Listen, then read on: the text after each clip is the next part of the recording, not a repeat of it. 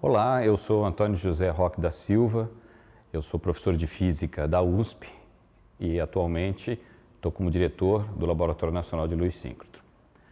Bom, eu tenho 51 anos e hoje eu sou o que a gente chama de um cientista. E eu me interessei por ciência, ou pela área de exatas, porque eu sou da física, talvez pelo período em que eu cresci. Eu nasci em 1964 e eu era pequeno em 1969, quando na casa dos meus pais, uma TV preto e branco, eles estavam assistindo O Homem e a Lua, certo? E apesar de ser pequeno, aquilo lá foi para mim um marco. Então se falava muito do programa espacial da época e essa ideia de você construir foguetes e conseguir conquistar o espaço. E aí meu pai assistia filmes, aquelas séries Perdidos no Espaço, Jornada nas Estrelas, e isso sempre foi uma atração muito grande, certo? Nenhum dos meus pais é cientista, minha mãe é bibliotecária, meu pai era taquígrafo, ele não tinha nem feito universidade, ele foi fazer a universidade depois, quando eu já era nascido.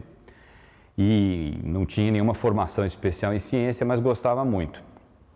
Principalmente ele gostava muito de trabalhos manuais, meu pai sempre gostou muito de mexer com madeira, construir coisas, e eu também achava que era uma atividade extremamente interessante.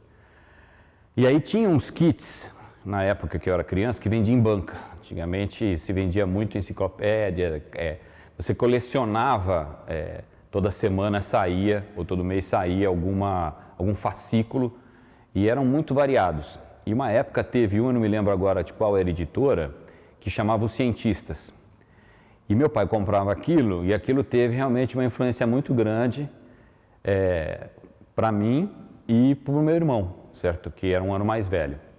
E aí a gente fazia os experimentos, eu me lembro muito bem do primeiro, que era do Newton, dos carrinhos batendo, e aí entender isso daí, depois saíram de química, e a gente ficava maravilhado esperando o próximo fascículo sair, eram umas caixinhas de isopor que você fazia os experimentos.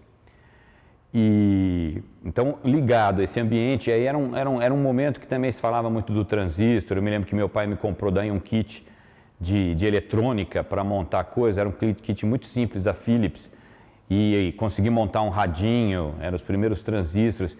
Eu me lembro que uma coisa que eu ficava fascinado, a primeira TV que a gente tinha era a válvula.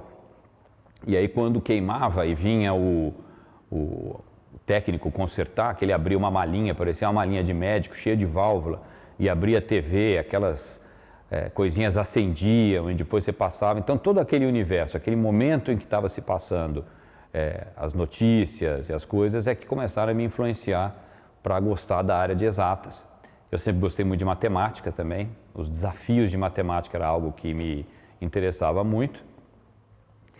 E com isso, no segundo grau, eu comecei a me dedicar cada vez mais e pensava em fazer engenharia, não pensava em fazer física. Eu morava em Brasília e sonhava em fazer ITA na época.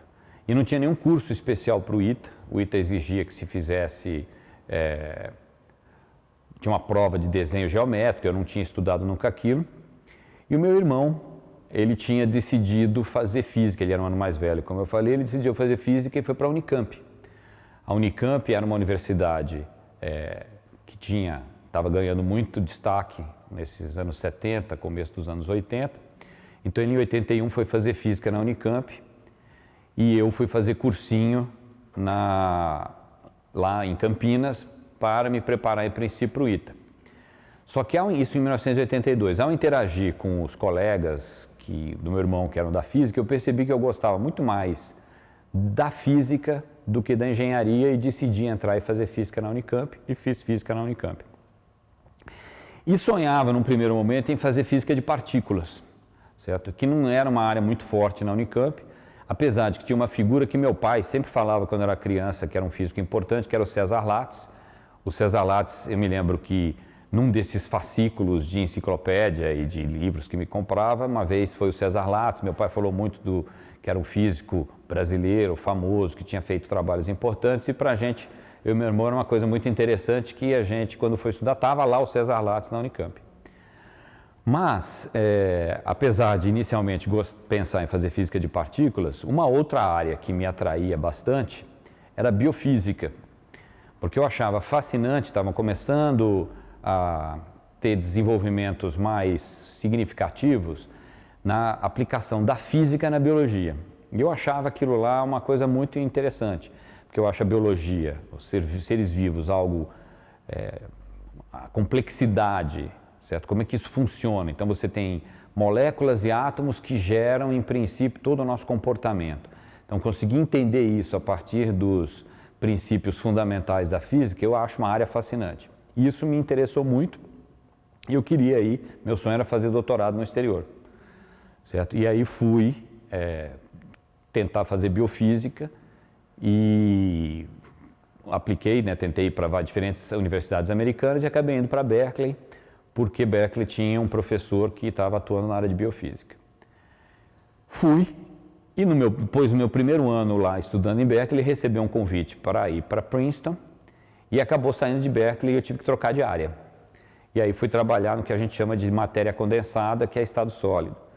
Então veja, tinha ido para fazer uma coisa, não deu certo, acabei indo fazer outra, mas o conhecimento nunca se perde. Tudo que eu fui e aprendi numa determinada área acabava ajudando na outra, porque você vai acumulando conhecimento.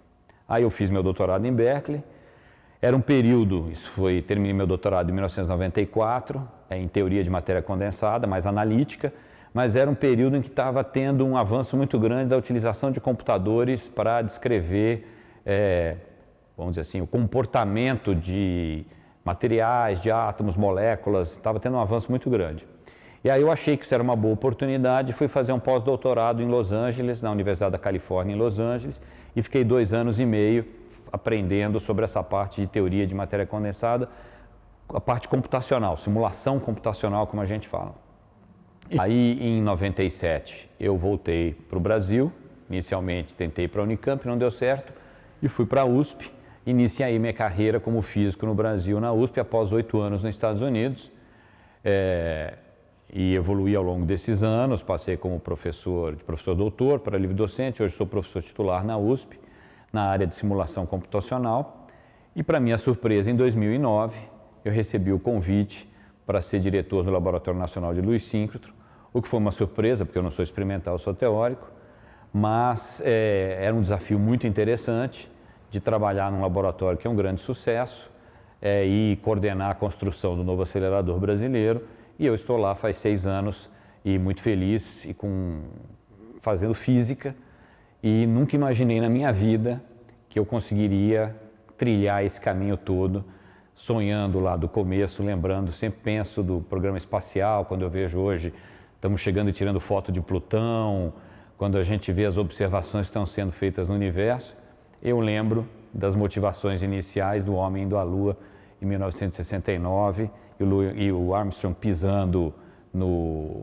na Lua, realmente para mim aquilo marcou muito e acho que foi aí que começou o meu interesse em virar cientista.